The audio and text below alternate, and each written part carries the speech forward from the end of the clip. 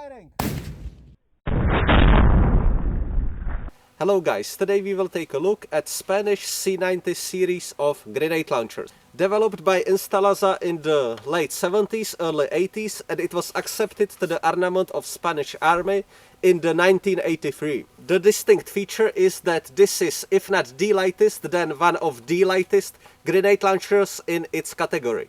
The original C90 was modernized to C90C3, then C90CR, and the latest and greatest version that I have right here, it's the C90CRM 3.5. Under this cover we have an optic. The optic is 2-power, it also have a reticle, so you can very easily aim on various distances and on moving targets. The muzzle velocity of the grenade is 160 meters per second.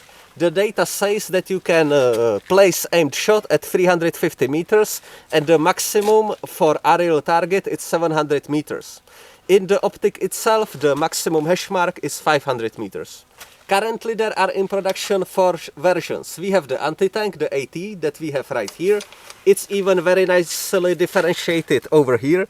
We have anti-tank high explosive. Then we have second version that is dual purpose, HEDP. That one is like anti-tank and anti-personnel as well, typically against use with APCs or as a multi-role, multi-purpose launcher. Then we have the bunker buster, the hash one. I'm not sure if that one is hash exactly, type of projectile. Anyway, the designation is bunker buster, and basically that one is for your urban fighting, creating passages through walls, stuff like that. And then we have the fourth variant, which I find personally the most interesting, and that's smoke variant.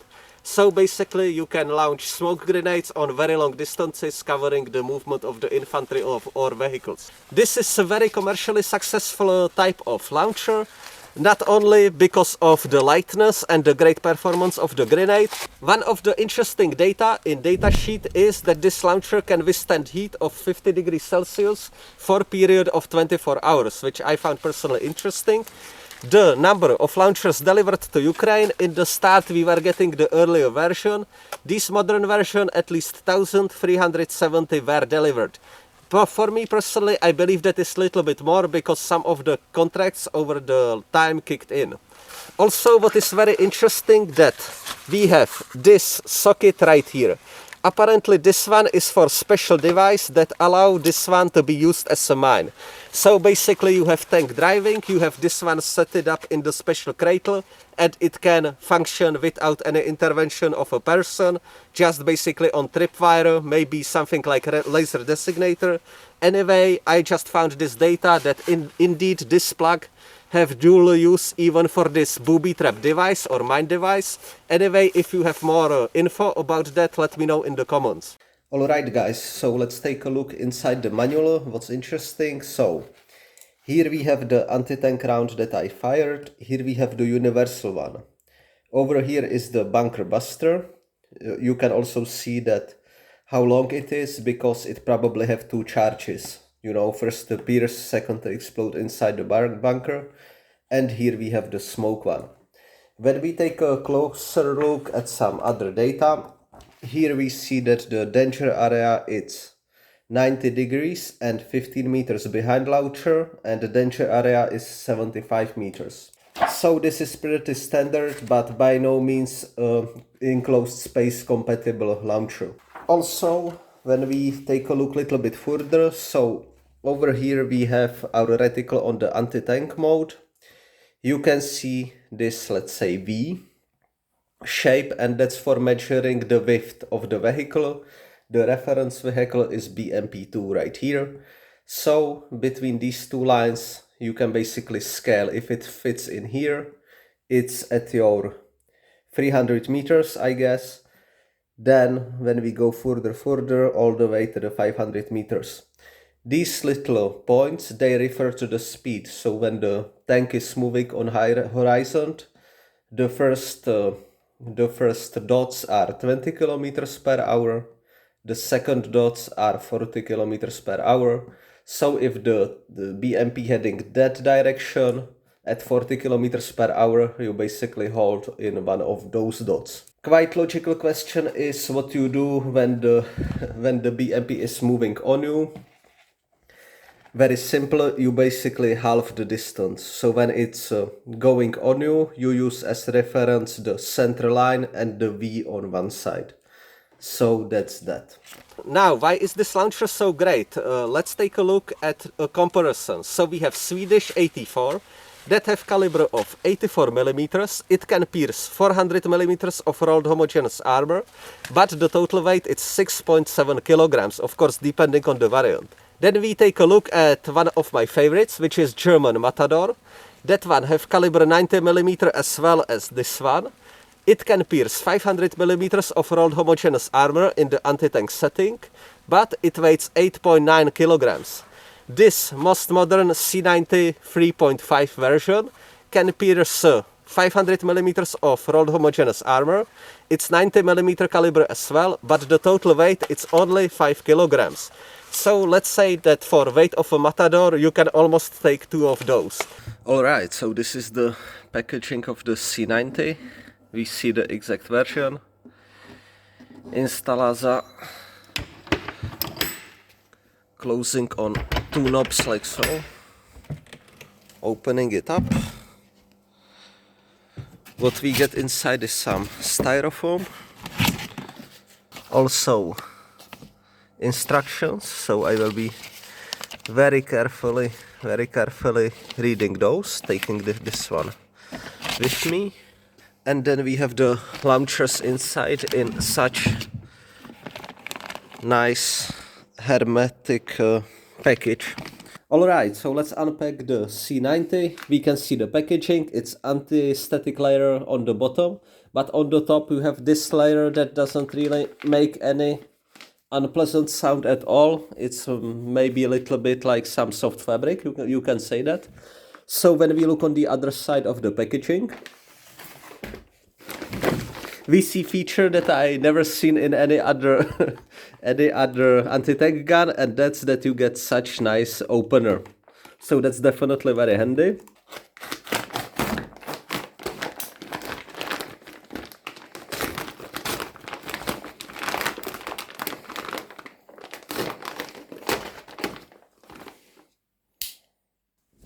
Once that's done, let's remove the launcher.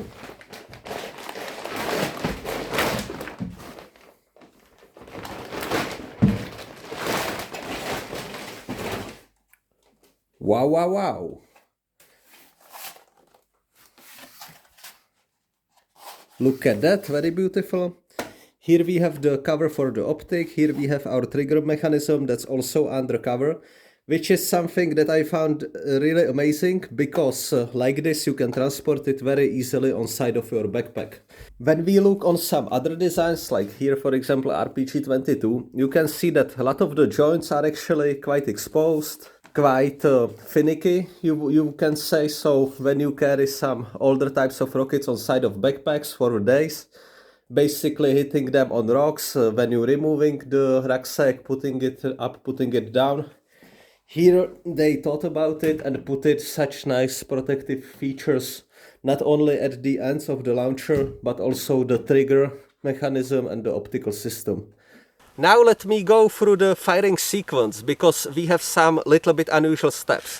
First of all are these covers that protecting the firing mechanism and also the optic. So basically when we want to fire it, we need to remove this tape.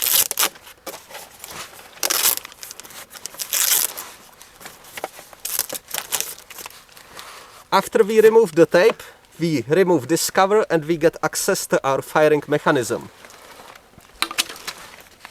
Then we can remove the cover for the optic. We unfold the optic like so. So you can very nicely see that the optic is up, locked, all good there.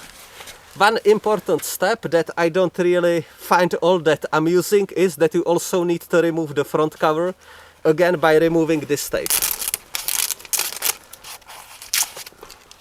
And what you need to do after removing the tape is to rotate the front of the launcher,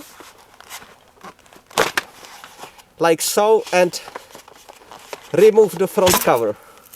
The front cover look like so, you just ditch this one. Then you can see the rocket inside. Anyway, to arm the launcher, what you are supposed to do is to put it to your shoulder and you press on this side button, and in same time you press on this, basically charging the weapon. So what I'm doing is squeezing,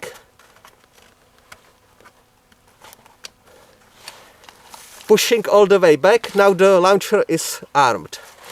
Then we have one last safety, and that's this one. So then I just remove the safety over here, and then when I press on this button I fire the weapon. In case that I changed my mind, what I can do is to put the safety back on, like so.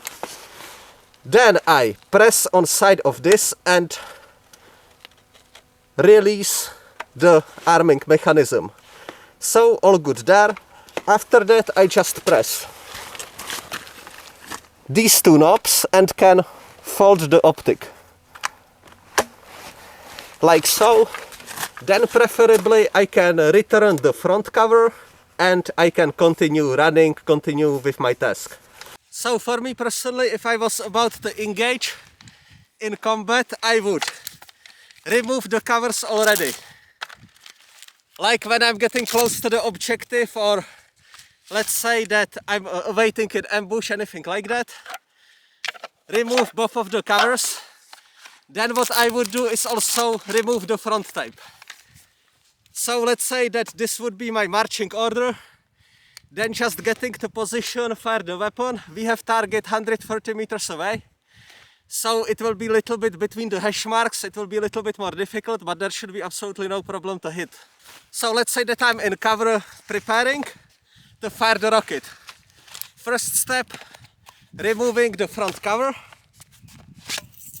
ditching it, unfolding optic, charging the weapon. Until it clicks, I still have the safety on, getting to the fire position.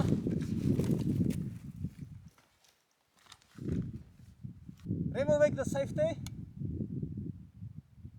Firing. Removing the safety. Firing.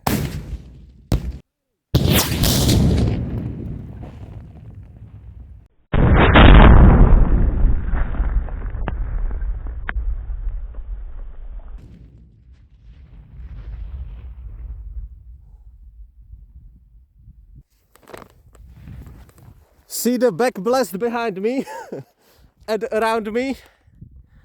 Yeah, I don't think this one is CS compatible. Also, I must say that the recoil was quite violent. Let's check the results. Still you can see how much smoke, how much signature from the launcher. Yeah guys, from the target, as you can see, it landed somewhere here and there is nothing left. Just a crater. And that's about it. And I personally believe that this is the rear of the rocket. You can just see how big it is. Of course the fins, they broke off. What we can see that it actually uses 6 stabilization wings, which is like the standard for heavier projectiles. So that's that.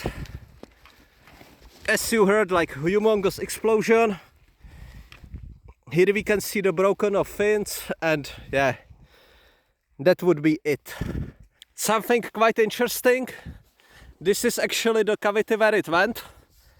This broom handle have like 1.5 meters. And even after like 2 meters, still no end to the cumulative channel, to the channel after the explosion. So this is really something quite remarkable. Alright guys, so what is the conclusion about the Spanish C90 grenade launcher? So first on my list, it's that it kind of smashed my face. So all the Western stuff, we talking Matador, 84, C90, they are better than the Eastern European stuff, better than the Soviet stuff, but more powerful, of course. It's bigger diameter rockets, it's more powerful motors. So I'm of course much more used to the Eastern European stuff, simply because I used more of it and I shoot it much more often. So when you see me firing, for example, RPG-22s, I barely hold the weapon. just with second hand, just pressing the trigger, that's it. On some of the 84s, actually majority, you actually have front handle and I advise you to use it. On Matador you have two handles and built in stock for precisely the same reason. With the C90, yes, there was version with vertical handle, but as you can see here, there is no handle at all. So I would really advise you to hold it with some force with both hands. Meaning that when you press the trigger, you don't do like I did, just one finger like so, but you really grab the weapon. You can even use the sling if you have it set it on short setting like so, and fire it in such a way. Also, the charging of the C90, it's actually much easier than I showed in the footage, because I was struggling with it a little bit. Basically, the only thing that you need to do is to press the button only once, and then you can just let it go and just press. And it irritates itself, as you can see here. So this is something that with practice, with training on empty launchers, you will become much more confident with. The armor penetration is of course amazing, 500 millimeters. Even the 84s with the later variants have 500 millimeters as well. So pretty much Matador, C90, 84, the most modern versions are on par with each other. The only real problem that I see with this one is the eyepiece, because you can see me using ballistic glasses. I didn't use them when I actually fired this one for simple reason, because to acquire proper sight picture it's actually quite difficult. Basically the eye relief, it's way too short for use with modern stuff like I have. So it's totally doable, but not the most comfortable. You really need to force the launcher in your face. Once you actually fire the weapon, of course the recoil will smash you in the head as it did to me, so that's that. Overall, the compact size, low weight and very good performance make this one of the best choices that we have currently. So guys, as usual, thank you very much for watching and supporting. The best ways to support us is to use the PayPal link down below or become YouTube member to get access to more videos.